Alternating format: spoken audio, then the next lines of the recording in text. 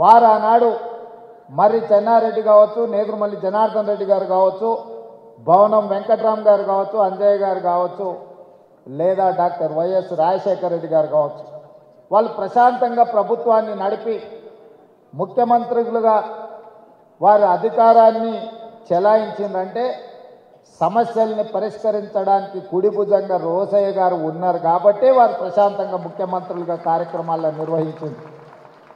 ఈరోజు తెలంగాణ శాసనసభలో రోసయ్య గారు లాంటి వ్యూహాత్మకంగా సమస్యల్ని పరిష్కరించగలిగిన సహచర నాయకులు లేకపోవడం కొట్టొచ్చిన లోటుగా కనిపిస్తుంది.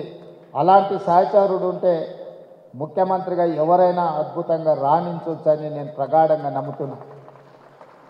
ఎందుకంటే ముఖ్యమంత్రిగా చదువుకొని రాకపోయినా గతం గురించి సంపూర్ణమైన అవగాహనతో భవిష్యత్ ప్రణాళికలతో రోసయ్య గారు సిద్ధంగా కూర్చునేవాళ్ళు. మనం విఠలాచార్య సినిమాలో చూసేవాళ్ళం. అక్కడ అగ్గిబాణం వేస్తే ఇటువైపు నుంచి వానబాణం వేసి అగ్గిని ఆర్పే విధంగా ప్రతిపక్షాలు ఎంత ధీటుగా సమస్యల్ని ప్రస్తావించినా రోసయ్య గారు అంతే చతురతతో వాటిని ఎదుర్కొని ప్రభుత్వాన్ని ఎల్లవేళలా కంచె వేసి కాపాడేవాడు. అందుకే ముఖ్యమంత్రులుగా ఎవరున్నా నెంబర్ 2 పొజిషన్ పర్మనెంట్, 1 పొజిషనే మారుతూ ఉండేది.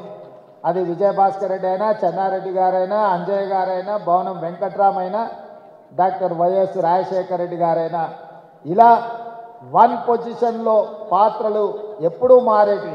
కానీ 1 పొజిషన్లో ఎవరున్నా 2 పొజిషన్ మాత్రం పర్మనెంట్గా కొనిజేటి రోసయ్య గారే ఉండాలి అని ఎవరు 1కి వచ్చినా రోసయ్య గారిని కోరుకునే వాళ్ళు. పెద్ద ఆయన ఏ రోజు కూడా 2కి వచ్చిన కాబట్టి 1లో ఉన్న వాళ్ళని జరిపి కూర్చోవాలని వారు ఎప్పుడు తాపత్రయపడలే, తొందరపడలే. అందుకే ఆ సమయం సందర్భం వచ్చినప్పుడు శ్రీమతి సోనియా గాంధీ గారు ఈ క్లిష్ట సమయంలో రోసయ్య గారిని ముఖ్యమంత్రిగా చెయ్యాలి అని సోనియా గాంధీ గారు భావించిండ్రు అంటే పార్టీ పట్ల వారికి ఉన్న నిబద్ధత, పార్టీకి వారి పట్ల ఉన్న నమ్మకం, విశ్వాసం అనేది రోసయ్య గారిని ముఖ్యమంత్రిని చేసింది. నేను ఈ వేదిక మీద నుంచి ఇంకొక అంశం కూడా ప్రస్తావించదలుచుకున్నా.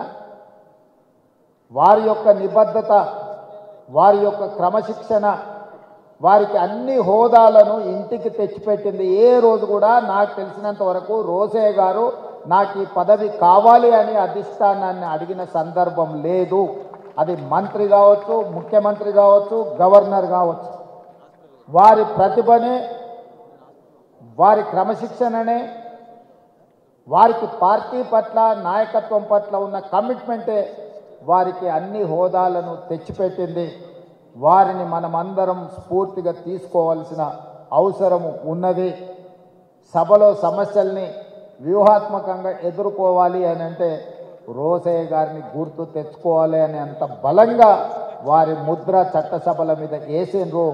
అలాంటి రోసయ్య గారి వర్ధంతి కార్యక్రమంలో చాలామంది మిత్రులను, ఎందుకంటే 2007 నుంచి 2014 వరకు రాష్ట్రంలో భిన్నమైన పరిస్థితిలో 2014 తర్వాత 2 రాష్ట్రాలుగా అవతరించిన తర్వాత చాలామంది మిత్రులను కలుసుకోలేకపోయినాము. ఈరోజు మిత్రులందరినీ కలుసుకోవడం, ముఖ్యంగా ఆర్యవైశ్య సమాజానికి నేను ఒక విశ్వాసాన్ని, నమ్మకాన్ని ఇయ్యదలుచుకున్నాను. ఈ రాష్ట్రం యొక్క ఆర్థిక ఎదుగుదల మీ చేతుల్లో ఉంది. ఈ రాష్ట్రం రాణించాలి,